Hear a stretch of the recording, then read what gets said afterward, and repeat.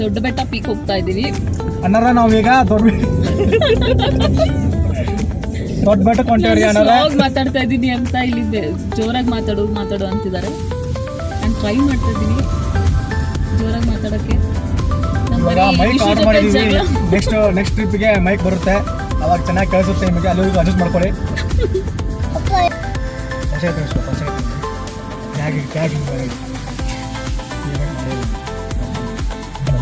ನೋಡಿ ನಾವು ಓಕೆ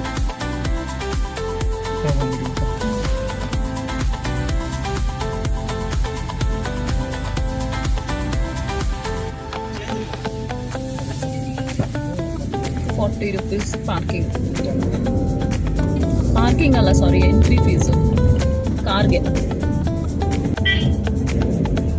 ಇಲ್ಲಿ ಹಿಲ್ ಸ್ಟೇಷನ್ ತುಂಬ ಚೆನ್ನಾಗಿದೆ.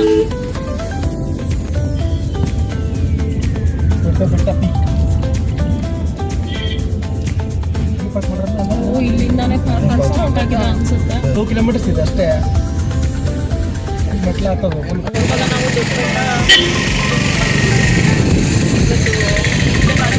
ತುಂಬ ಇದೆ ಹಾಕಿಗೆ ಜಾಗ ಸಿಗಲಿಲ್ಲ. ಸ್ವಲ್ಪ ಒಳ್ಳೆದ ಹಾಕ್ತೀವಿ ನಾವು ಕಾರಣ ತುಂಬ ರಸ್ತೆ ಹಾಕಿಗೆಲ್ಲ ಫುಲ್ಲಾಗುತ್ತೆ. ಇಲ್ಲಿ ಬಿಸಿಲು ಇದೆ, ಹಾಗೆ ಕೋಲ್ಡ್ ಬ್ರೀಸು ಇದೆ. ಸೊ ಅಷ್ಟೊಂದು ಕಷ್ಟ ಅನ್ನಿಸ್ತಾ ಇಲ್ಲ ಬಿಸಿಲಲ್ಲಿ. ಚೆನ್ನಾಗಿದೆ. ದೊಡ್ಡ ಬೆಟ್ಟ ವೆಲ್ಕಮ್ಸ್ ಯು ಅಂತೆ. ಜೊತೆ ಬನ್ನಿ ನೀವು ಎಲ್ಲ ನೋಡೋಕ್ಕೆ. ಹಾಗೆ ಇಲ್ಲಿ ಸ್ನ್ಯಾಕ್ಸು, ಎಳ್ನೀರು,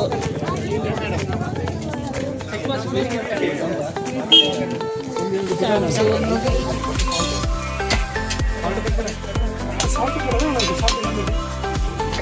ಹಾಗೆ ಸ್ಪ್ರೇ ಹಾಕ್ಬಾರ್ದು ಎಲ್ಲ ಶಾಪಿಂಗ್ ಇಟ್ಬಿಟ್ಟಿದ್ದಾರೆ. ಸ್ಟಾಪ್ ಮಾಡ್ತಾ ಇದ್ದೀವಿ. ಅದು ಇದು ಅಂತ 100 rupees ಇವಾಗ ಇಲ್ಲಿ ಮೇಲೆ ಬಂದು ಎಂಟ್ರೆನ್ಸ್ ಬಿಟ್ಕೊಂಡು 10 rupees ಅಂತೆ.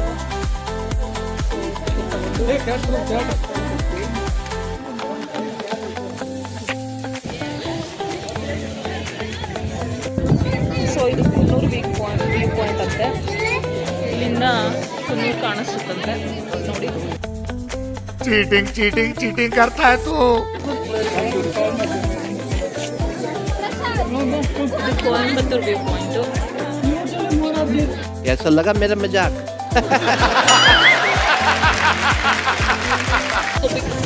ಇವಾಗ ನಾವು ದೊಡ್ಡ ಬೆಟ್ಟದ್ದು ಟೆಲಿಸ್ಕೋಪಿಕ್ ವ್ಯೂ ಹೋಗ್ತಾ ಇದ್ದೀವಿ. ಸ್ಟೆಪ್ಸ್ ಹಾಕ್ಕೊಂಡು ಹೋಗ್ಬೇಕು ಹೋಗ್ತಾ ಇದ್ದೀವಿ. ಇಲ್ಲಿ ಸ್ವಲ್ಪ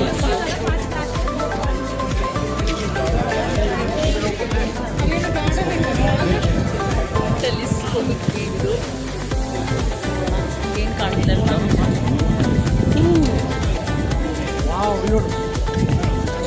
ಸಖತ್ತ ಕಾಣಿಸ್ತದೆ ಅಲ್ಲಿ ಊಟಿ.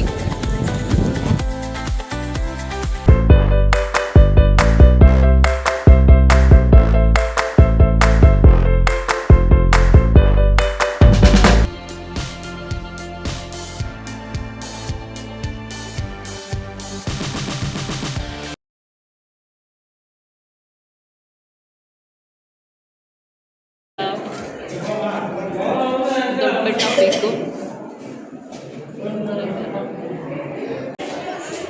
ಇಲ್ಲಿ ನಮ್ಮ ಮನೆಯವರು ವೇಟ್ ಮಾಡ್ತಾ ಇದ್ದಾರೆ ನನಗೋಸ್ಕರ. ಹೇಗಿತ್ತು ರೀ ದೊಡ್ಡ ಬೆಟ್ಟ ಪಿಕ್ನಿಕ್ಕು? ಏನು ಎಲ್ಲದಕ್ಕೂ ಓಕೆ. ಇಷ್ಟೊಂದು ಜನ ಬಂದಿದ್ದಾರೆ ಇಲ್ಲಿ ನೋಡೋಕ್ಕೆ. ನೀವು ಬರೀ ಓಕೆ ಅಂತಿದ್ದೀರಾ? ಇಲ್ಲಿಂದ ಸ್ವಲ್ಪ ಹತ್ತಿರದಿಂದ ವ್ಯೂ ನೋಡ್ಬೋದು. ಏನು ಚೆನ್ನಾಗಿ ಕಾಣಿಸ್ತಾ ಇದೆ ಅಂದರೆ ಊಟಿ ಇಲ್ಲಿ. ಇದೆಲ್ಲ ವ್ಯೂ ಫೋನಲ್ಲಿ ನೋಡೋದಕ್ಕಿಂತ ಎದುರುಗಡೆ ನೋಡೋಕ್ಕೆ ಮಾತ್ರ ತುಂಬಾ ಚೆನ್ನಾಗಿತ್ತು. ಫೋನಲ್ಲೂ ಆದಷ್ಟು ಕ್ಯಾಪ್ಚರ್ ಮಾಡೋಕ್ಕೆ ಟ್ರೈ ಮಾಡಿದ್ದೀವಿ. ಹೋಗಿ ನಿಮ್ಗೆ ಇಷ್ಟ ಆಗುತ್ತೆ ಅಂದ್ಕೊಳ್ತೀನಿ. ಹಾಗೆ ಸ್ವಲ್ಪ ಇಲ್ಲಿ ಫೋಟೋಶೂಟೆಲ್ಲ ಮಾಡಿಕೊಂಡು ಸ್ವಲ್ಪ ಪೋಸಸ್ ಎಲ್ಲ ಕೊಟ್ಟು ರೀಲ್ಸ್ ಮಾಡೋಕ್ಕೆ ಟ್ರೈ ಮಾಡಿದ್ವಿ, ಬಟ್ ಆಗಲಿಲ್ಲ. ಸೊ ಅದಾದಮೇಲೆ ನಾವು ಡಾಲ್ಫಿನ್ ವ್ಯೂ ಪಾಯಿಂಟ್ಗೆ ಹೋಗೋಣ ಅಂದ್ಕೊಂಡ್ವಿ. ಬಟ್ ಮಿಡಲ್ಲು ಊಟ ಮಾಡ್ಕೊಂಡು ಹೋಗೋಣ ಅಂತ ಇಲ್ಲಿ ಪ್ಯೂರ್ ವೆಜ್ ಹೋಟೆಲಿಗೆ ಬಂದಿದ್ದೀವಿ. ಹೋಟೆಲ್ ಆಂಬಿಯನ್ಸ್ ಮಾತ್ರ ತುಂಬಾ ಚೆನ್ನಾಗಿತ್ತು. ನಾವಿಲ್ಲಿಗೆ ಬಂದಾಗ ಆಲ್ಮೋಸ್ಟ್ 1:45 2 ಆಗಿತ್ತು ಅನಿಸುತ್ತೆ. ಸೊ ಊಟ ಮಾಡಿಕೊಂಡು ಇವಾಗ ಡಾಲ್ಫಿನ್ ವ್ಯೂ ಪಾಯಿಂಟ್ ಹೋಗೋ ದಾರಿನಲ್ಲೇ ನಮಗೆ ಟೀ ಎಸ್ಟೇಟು ಇತ್ತು. So Y can be take a photo here ಅಂತ ಸ್ಟಾಪ್ ಮಾಡಿದ್ವಿ. ವಿಶುಗೆ ಶೀತಲ್ಗೆ ಇಷ್ಟ ಇರಲಿಲ್ಲ ಈ ಥರ ಎಲ್ಲ ಕಾಸ್ಟ್ಯೂಮ್ ಹಾಕ್ಕೊಳ್ಳೋಕ್ಕೆ, ಬಟ್ ಹುಡುಗಿರ ಒತ್ತಾಯದ ಮೇರೆಗೆ ಅವ್ರು ಹಾಕೊಂಡ್ರು. ಯಾಕಂದರೆ ಅವತ್ತು ನಾವು ಹೋಗಿದ್ದ ದಿನ ಬಂದು ವುಮೆನ್ಸ್ ಡೇ. ಸೊ ನಾವು ಸ್ವಲ್ಪ ಫೋರ್ಸ್ ಮಾಡಿದ್ವಿ, ಬಟ್ ಫೋಟೋಸ್ ಎಲ್ಲ ಚೆನ್ನಾಗೇ ಬಂತು. ಎಲ್ಲಿ ನೋಡಿದ್ರು mountain, tea estates. Purple colour flowers ಎಷ್ಟು ಚೆನ್ನಾಗಿ ಬಂದಿದಲ್ಲ ಇಲ್ಲಿ.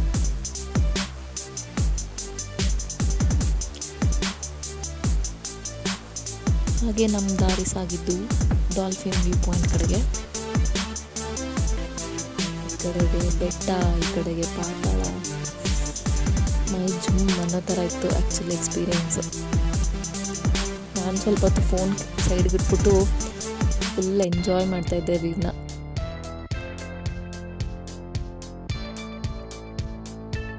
ಸೊ ನಾವಿವಾಗ ಡಾಲ್ಫಿನ್ ವ್ಯೂ ಪಾಯಿಂಟ್ನ ರೀಚ್ ಆದ್ವಿ. ನಾನು ಅಂದ್ಕೊಂಡೆ ಡಾಲ್ಫಿನ್ ವ್ಯೂ ಪಾಯಿಂಟ್ ಅಂತಂದರೆ ನಮ್ಗೆ ಕಾಣಿಸ್ತಾ ಇರೋದ್ರಲ್ಲಿ ಏನೋ ಡಾಲ್ಫಿನ್ ಥರ ಕಾಣುತ್ತೆ ಅಂತ, ಬಟ್ ಆ ಥರ ಅಲ್ಲ ಅದು. ನಾವು ನಿಂತ್ಕೊಂಡು ನೋಡೋ ಪಾಯಿಂಟ್ ಒಂದು ಡಾಲ್ಫಿನ್ ವ್ಯೂ ಪಾಯಿಂಟ್ ಥರ ಇದೆ. ನಾವು ಮೇಲೆ ಹೋದಾಗ ತೋರಿಸ್ತೀನಿ ನಿಮಗೆ. ಸೊ ಇಲ್ಲಿ ಒಂದು ಚಿಕ್ಕ ಸ್ಟ್ರೀಮ್ ಹರಿತಾ ಇದೆ. ಝೂಮ್ ಮಾಡೋಕ್ಕೆ ನೋಡಿದೆ, ಬಟ್ ಅಷ್ಟು ಕ್ಲಾರಿಟಿ ಅನಿಸಲ್ಲ ಅದು.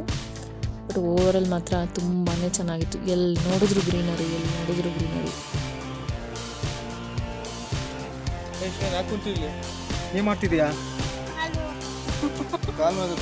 ನಿಮ್ಮ ಅಪ್ಪಾಜಿ ನಿಮ್ಮ ಮಮ್ಮಿ ಎಲ್ಲೂ ಇದ್ದಾರೆ? ಬಿಟ್ಟು ಹೋಗ್ಯಾರ ನಿನ್ನ? ಯಾಕೆ ಬಿಟ್ಟು ಹೋದ್ರೆ ಏನು ಹೇಳಿ? ನಿಮ್ಮ ಅಪ್ಪಾಜಿ ನಂಬರ್ ಕೇಳಿದ್ರೆ ಏನಂತ ಹೇಳ್ತೀನಿ? ನಂಬರು ಹಾಂ ಇಲ್ಲಿ ನೋಡ್ಕೊಂಡು ಹೇಳು. ಇಲ್ಲಿ ನೋಡಿ, ಶ್ರೇಯಾನ ಒಬ್ಬನೇ ಬಿಟ್ಬಿಟ್ಟು ಇವರು ಕಪಲ್ಸು ವ್ಯೂ ಪಾಯಿಂಟ್ ಎಂಜಾಯ್ ಮಾಡ್ತಾವ್ರೆ. ಇದೇ ಒಂದು ಡಾಲ್ಫಿನ್ ನೋಸ್ ಥರ ಇದೆ. ಸೊ ಅದಕ್ಕೆ ಇದು ಡಾಲ್ಫಿನ್ ವ್ಯೂ ಪಾಯಿಂಟ್ ಅಂತ ಹೇಳ್ತಾರೆ. ಅಲ್ಲಿ ವ್ಯೂ ಪಾಯಿಂಟ್ ಅಷ್ಟೇ ಇರೋದು. ಸೊ ಅದನ್ನ ವ್ಯೂ ಪಾಯಿಂಟ್ ನೋಡಿಕೊಂಡು ನಾವಿವಾಗ ಮತ್ತೆ ಊಟಿ ಕಡೆ ಹೋಗ್ತಾ ಇದ್ವಿ. ಬಟ್ ನಾವು ಊಟಿಯಿಂದ ಇದು ಆ್ಯಕ್ಚುಲಿ ಡಾಲ್ಫಿನ್ ವ್ಯೂ ಪಾಯಿಂಟ್ ಬಂದು 30 ಕಿಲೋಮೀಟರ್ಸ್ ಇದೆ, with lots of turn and twists. Road ಮಾತ್ರ ಚೆನ್ನಾಗಿತ್ತು.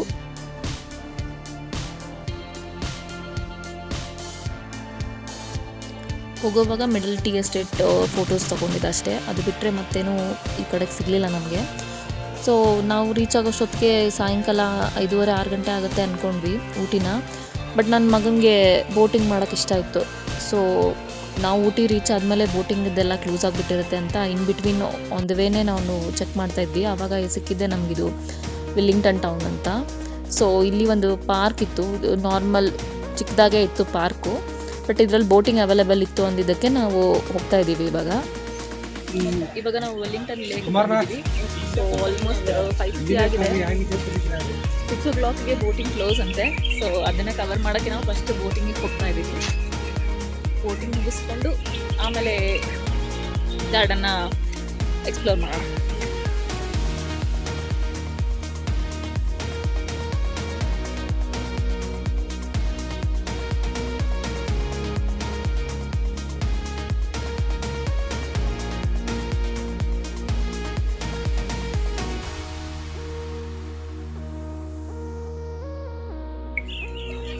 ಬೋಟಿಂಗ್ ಹೋಗೋಕ್ಕೆ ರೆಡಿ ಆಗಿದ್ದೀವಿ. ಅನುಷ್ಠಾನಂತೂ ಫುಲ್ ಎಕ್ಸೈಟ್ ಆಗಿದ್ದಾನೆ.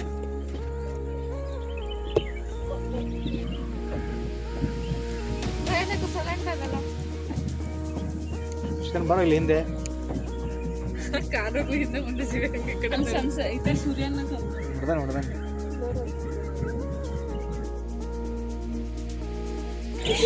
ಇವಾಗ ಸ್ನಾಪ್ ಮಾಡ್ಕೊಂಡಿದ್ದೀವಿ.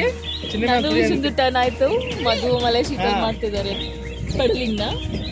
ವಿಶ್ವನ ನಾವು ರೈಡ್ ಮಾಡ್ತೀವಿ.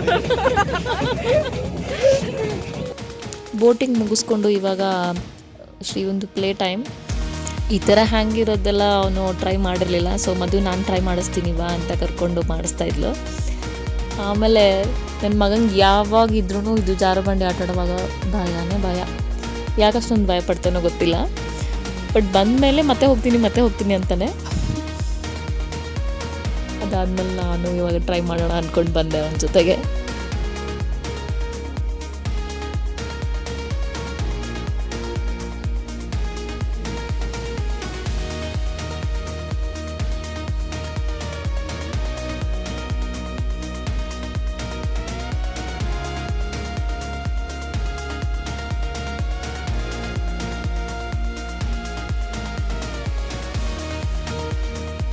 ಇದೆಲ್ಲ ಮುಗಿಸ್ಕೊಂಡು ಊಟಿ ರೀಚ್ ಆಗೋಕ್ಕೆ ಆಲ್ಮೋಸ್ಟ್ 7:30 ಆಯಿತು. ಸೊ ಊಟ ಮಾಡಿಕೊಂಡು ಹೋಮ್ ಸ್ಟೇಗೆ ಹೋಗಿ ರೆಸ್ಟ್ ಮಾಡಿದ್ವಿ. ಡೇ 3ನ ಹೇಗೆ ಸ್ಪೆಂಡ್ ಮಾಡಿದ್ವಿ ಅಂತ ಅಪ್ಕಮಿಂಗ್ ವ್ಲಾಗ್ಸಲ್ಲಿ ಅಪ್ಡೇಟ್ ಮಾಡ್ತೀನಿ. Thank you for watching.